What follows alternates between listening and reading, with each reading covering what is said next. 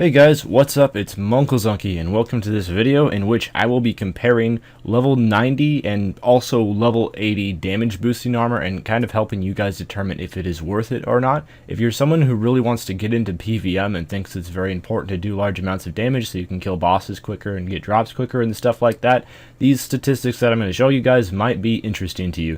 Just be aware that this video is going to contain a lot of math, so if math scares you, well, it's probably fine anyway since I'll be doing most of it for you. However, if you want to see my exact calculations, that will all be down in the description because I don't want to bore you guys with a ton of numbers. So first of all, I'll be comparing Malevolent armor to Tetsu armor and Torva armor and seeing like how much the damage boost is and how much that's actually going to cost you per hour, and then you can determine if that's actually worth it to you. And then I'll also go over magic armor as well. I'm not going to be going over range armor because magic and range armor kind of work the same way with their formula. The numbers are slightly different, but the way the formula works is the exact same. And also range level 90 armor is just really expensive, so you're probably better off using Pernix for damage boosting range armor. So let's go ahead and get into this. Basically how the melee damage formula works is it's 3.5 times your strength level plus the damage of your main hand with the main hand speed modifier plus the damage of your offhand with the offhand speed modifier plus 1.5 of whatever your armor strength bonus is. So if you have a damage boosting armor such as Bandos, Torva, or Malevolent, you're going to have a strength bonus there. If you're wearing tank armor, you're not going to have a strength bonus there. So that's the main difference between the two types of armor. And then after you do that, you have to add 152 damage for the overload boost that is taking in consideration your 99 strength, because overloads give you +8 bonus damage on top of how much they boost your strength level per level. So if you're level 99 strength and you're using an overload, that's going to boost you by 19 levels or 152 extra damage. Then after that, we have to add 30 strength bonus from the Scrimshaw of Strength, which I'm including just because I want to see what the maximum amount of melee damage is to make sure this is completely accurate for someone who's wearing the maximum amount of damage boosting gear. And then multiply that entire number by 1.1 for the 10% damage boost that you get from using the Turmoil Prayer. So if we add all of this together, your base damage while using an armor like Malevolent armor is going to be 2,300.4, and your base damage while wearing non-DPS armor such as, Barrow's armor or Tetsu is going to be 2,188.9. So overall, this is a 5.1% damage bonus for using Malevolent over using just regular armor, which might not sound like a whole lot, but 5% extra damage, especially if you're trying to like out DPS someone at Nex or any place where you'd use melee against a boss, really, 5% extra damage is really quite significant in the long run. But let's also get into costs. So Malevolent armor costs 25.5 mil to actually buy the armor itself. It is quite cheap at the moment. It's also going up a little bit, so if you're going to get it, I would recommend to get it soon. And if you use it at a place like Kalphite King, which I assume is a fairly general boss for most people to use Malevolent armor, there are quite a bit of minions, and how level 90 armor degrades is it's based on how many total hits you take, not how much damage you take, but the amount of hits, and it lasts for 60,000 hits, which is about 60 hours at Kalphite King, so that adds up to about 425k per hour at Kalphite King. If you use it at a boss that hits you a lot less, like Nex, it's going to last for quite a bit longer, because Nex attacks a lot slower, and there's no, well, there are minions at Nex, but there's not nearly as many minions at Nex, so they're not going to be hitting you as often. So it'd be cheaper at somewhere like Nex, or more expensive somewhere where there's a larger amount of monsters hitting you. The main reason I say Kalphite King is it's pretty good money, and a lot of people use melee there, and there's not really a whole lot of places where people use melee for higher level PvM, so I figured Kalphite King is probably the best determinant of whether it's worth it or not. Now if we compare that to Torva armor gives a 4.3% damage bonus over wearing tank armor if you put it through this formula, so you might think, well, Torva is hardly any less, and also the repair cost for Torva at 99 smithing, repairing it on your player-owned house smithing stand, it only costs 193k per hour to repair the Torva at your player-owned house with 99 smithing. And the Torva armor gives almost as much damage as the Malevolent, but the initial cost to buy the Torva is 128 mil, so you'd really have to go through many sets of Malevolent before Torva actually became cheaper to use than Malevolent. And also Malevolent, even though it only gives 0.8% extra damage, the armor bonus is really nice, especially at places like Araxor, which is probably my favorite place to use Malevolent currently. And for all of you people out there that range Araxor, you should really try melee in it. It's not that hard, and the kills are a lot faster. And also the armor is much cheaper because Malevolent armor is like half the price of Serenic at the moment, so you save a bit of money doing that.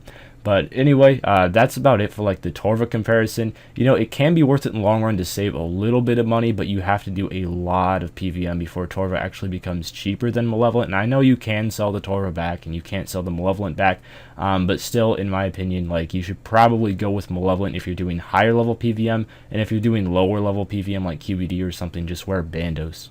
And so now we move on to Mage armor. So this is Tectonic and Virtus, saying if those are worth it for you. Tectonic is interesting because you can use it at Vorago and it degrades really slowly, so that can be a really great place to use it. And if you do plan on doing a lot of Vorago, I personally think Tectonic is totally worth it. But using it at other places, well, we'll see if it's worth it or not. So how the magic damage formula works is you take 3.75 times your Mage level, which would be 118 after overloaded. Same thing as the melee formula, so it starts off the same way, and then you take the minimum out of these two numbers, 9.6 times the level of your main hand weapon, which in this case, just for example, we're going to be using Seismic Wand, so that'd be 90, or the minimum of your spell damage. Now those are both going to be 864 using a Seismic Wand at level 99 magic, so the number there is 864.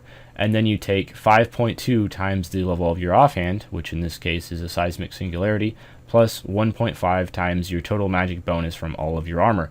Now, the interesting part here is we're also going to be adding Scrimshaw damage, and unlike the Scrimshaw of Strength, which really does not affect your damage all that much, the Scrimshaws of Cruelty for range, or the Scrimshaw of the Elements for magic, actually do a lot. So you add 6.66%. I know it's a really weird number. I don't know why Jagex chose that, but that's how much you add to your damage, or you multiply by that. So we multiply the number by 1.0666, and then we come out using Tectonic armor to a total of 2,453.8 base spell damage. Now, if you're using a non-DPS gear such as Sea Singer armor, you're only going to have 2,260 base spell damage. So as you can see already, just from the way the magic and also range formula works, their armor boosts your damage quite a bit more than the melee armor boosted. Again, Malevolent only boosted by 5.1%, and the Torva only boosted by 4.3% damage.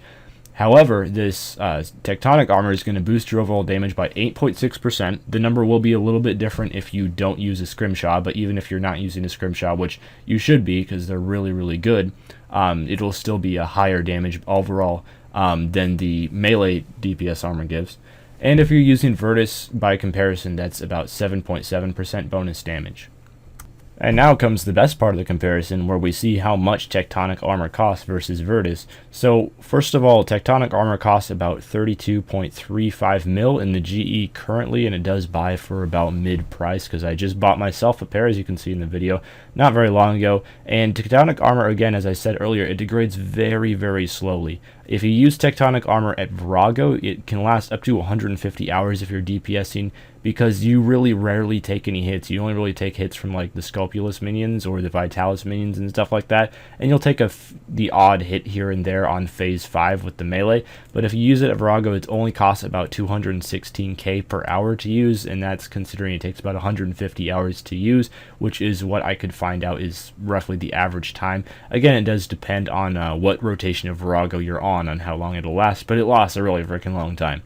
And then if you use it somewhere at Kalphite King, again, it'll last about the same duration as Malevolent armor would, so it costs about 539k per hour at a boss like Kalphite King or a boss like Araxor, for example. And the Virtus armor has a 57.53 mil initial cost, and again, it has the same repair cost as any other Nex armor, so it costs about 193k per hour to repair at 99 smithing using your house to repair it. So the Tectonic armor is really not going to be much more expensive if you're doing something like Vorago. If you're doing a boss like Kalphite King though, again, it's really your own discretion. If you could use the extra armor bonus, go ahead and go for the Tectonic. If not, go ahead and just use the Virtus. But in my opinion, what you should really focus on is using Scrimshaws over using the armor itself, as the Scrimshaw is going to boost your damage a lot more. Like Virtus plus Scrimshaw is a lot better than Tectonic without a Scrimshaw.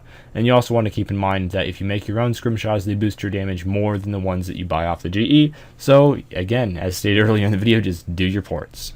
So now we come to the final part of the video, which is just my verdict and my opinion on what you should get if you just want some advice from someone. Again, I'm not a pro PVM or anything, but I have done a lot of it. So I've had some experience using both Nex and tier 90 armors, as I've been using Malevolent for a while now, and even though I'm really new to using Tectonic, I do now use it. So in my opinion, it is not worth it to buy Serenic armor at the current price. Serenic armor is so high because a lot of people range Raxor, which I'm not really completely sure why, because Mage is just as good, and Melee, in my opinion, is better because you can kill a Raxor faster. At least in my experience, I can kill a Raxor faster with Melee than range.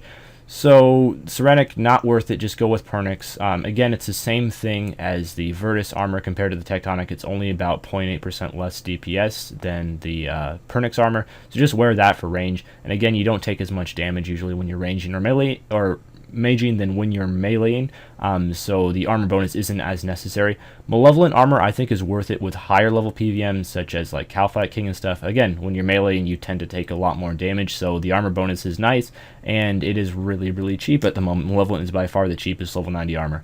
Also, Tectonic armor, in my opinion, is only worth it for Araxor or for Vorago. And it's Araxor because Araxor is really good money, and Vorago just because it takes an age to degrade. Anywhere else, it's probably not worth it. However, if you feel okay spending the money, by all means, go for it. Don't let my opinion stop you at all. If you really want to do something, just go for it. But if you did want some advice, that is my advice. Anyway, that's about all for level 90 armor. I will never be using Serenic armor myself. However, I will be using the Tectonic and the Malevolent, and I really do enjoy them a lot. Really like the extra armor that they give and the extra damage, and I think they're a great addition to the game. Anyway, that's about all for this video. Thank you guys for watching. Hopefully it helped. Leave your thoughts and feedback in the description or comments of this video, and farewell.